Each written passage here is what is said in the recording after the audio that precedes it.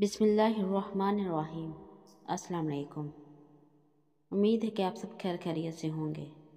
اللہ پاک ہم سب کا حامی و ناصر ہو، آمین۔ ایک قیدی کا دانشمندانہ جواب۔ خلیفہ ہارون رشید کے سامنے ایک باغی کو ہتھ کڑیوں میں پیش کیا گیا۔ یہ ایک خطرناک شخص تھا۔ ہارون اس کے قتل کا فیصلہ کر چکا تھا۔ قتل کا حکم دینے سے پہلے ہارون رشید نے غضبناک آواز میں باغی سے پوچھا، اب تیرے ساتھ کیا سلوک کیا جائے؟ اس نے بے خوف ہو کر کہا، وہی سلوک کریں جو کل اللہ آپ کے ساتھ کرے گا۔ ہارون رشید کا غصہ فوراً دور ہو گیا۔ اس نے سر جھکا لیا۔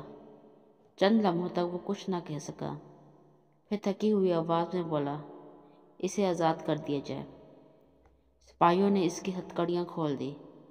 باغی دربار سے چلا گیا۔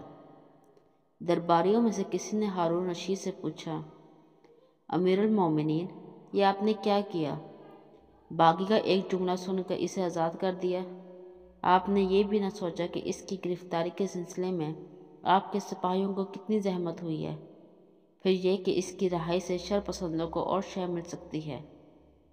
یہ سن کر ہارون رشید نے بے سختہ حکم دیا، باغی کو پھر گرفتار کر لیا جائے۔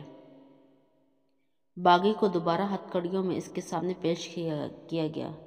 اس میں دربار میں آتے ہی کہا، حضور، میرے بارے میں دوسروں کی رائے پر کان مت دھریں۔ اگر آپ اللہ کے بارے میں دوسروں کی رائے سنتے تو آپ ایک لمحے کے لیے بھی خلیفہ نہیں رہ سکتے۔ ہارون رشید نے جب یہ سنا تو پھر اس نے غلام کو دوبارہ آزاد کر دیا۔